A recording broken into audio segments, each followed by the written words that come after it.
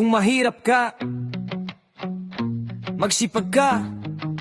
Pero teka muna, tamad nga ba ang mahirap? O may kwento lang tayong hindi nakikita? 4:00 pa lang, lasing na si tatay. Baon ay kanin, itlog at konting gulay. Sakay ng jeep, 2 lipat pa. Bago sumikat ang araw, nasa trabaho na. Buhat ng semento, bakal sa balikat. Pawis sa noo, tirik man ang sikat. Habang tumataas ang gusaling marangya, si tatay nagtatanong, kailan kaya angat ang buhay namin sinta? Hindi kulang sa pawis, hindi kulang sa tiyaga. Pero kung maliit ang kita at mahal ang bilihin, paano nga ba? Mahirap ka ba dahil tamad ka? Tanungin mo muna ang manggagawa. Buong araw siyang kumakayod, pero kapos pa rin pag-uwi sa bahay niya. Mahirap ka ba dahil tamad ka? Tingnan mo ang pawis ng masa. Hindi lahat ng mahirap ay tamad. Minsan kulang lang ang pagkakataon para sa kanila. Si Aling Nenay nasa palengke, madaling araw pa'y nagtitinda na ng isda. Si Mang Ben na may nasa bukid, kahit umulan, tuloy ang pagdatanim. May rider sa init, rider sa ulan. May factory worker na nakatayo maghapon. May janitor na naglilinis ng opisina. May security guard na gising habang tulog ang iba. Kung sipag lang ang sukatan ng pagyaman ng isang tao, bakit maraming masipadam hanggang ngayon kapon? Mahirap ka ba dahil tamad ka? Tanungin mo muna ang manggagawa. Buong araw siyang kumakayod, pero tapos pa rin pag-uwi sa bahay niya. Mahirap ka ba dahil tamad ka? Huwag husgahan agad ang masa. Dahil may taong 8 oras nagtatrabaho, pero kulang pa rin ang inuwi sa pamilya. Araw ng sahod, saya sana pero kalkulator. Agad sinanay sa mesa, renta, kuryente, tubig, bigas. Baon ng mga bata, sandali, ubos na hindi pa nga nakakabili ng bagong sapatos si Bunso. Hindi pa napapaayos ang bubong na tumutulo, kaya minsan nangungutang. Hindi dahil ayaw mag-ipon, kundi bago pa makapagtabi, nauna nang kumatok ang pangangailangan. Pero Juan, makinig ka rin, hindi kahirapan ang ating kapalaran.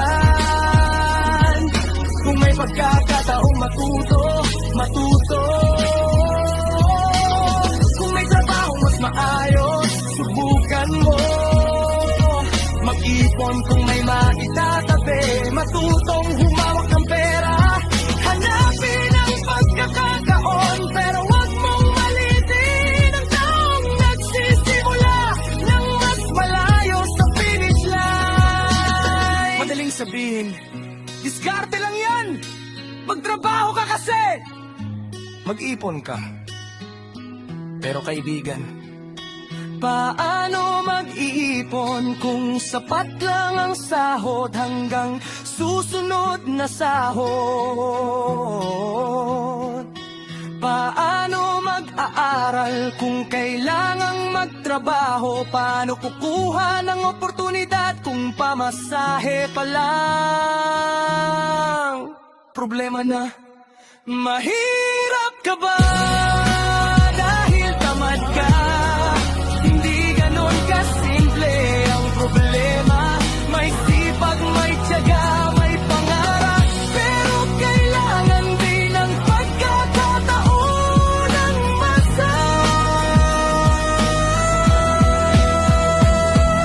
Mahirap ka ba dahil tamad ka? Bago mamusga, kilalanin mo muna. Dahil sa likod ng bawat gusaling mataas, may manggagawang pawis ang puhunan. Sa likod ng pagkaing nasa mesa, may magsasakang nakabilad sa araw. Sa likod ng malinis mong opisina, may janitor na tahimik na nagtatrabaho. Kaya huwag mong sabihin mahirap ka, misit, tamad ka. Hanggat hindi mo nalakat ang sapatos ng ordinaryo, masapat.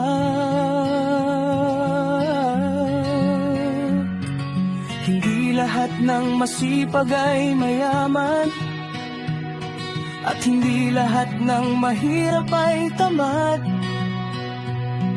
May kanya-kanya tayong simula, may kanya-kanyang laban.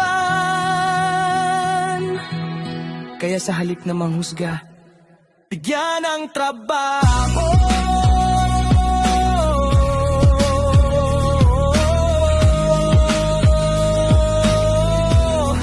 Bigyan ng trabaho.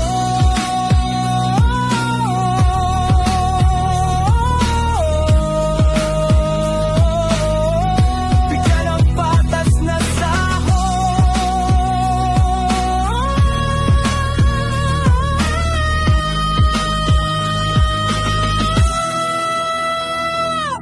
bigyan ng pagkakataon, dahil ang ordinaryong Juan ay hindi takot sa trabaho.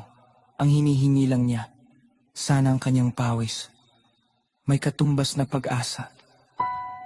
Kung nakarelate ka, subscribe sa Marcianis Songs and Social Issues sa YouTube channel na ito.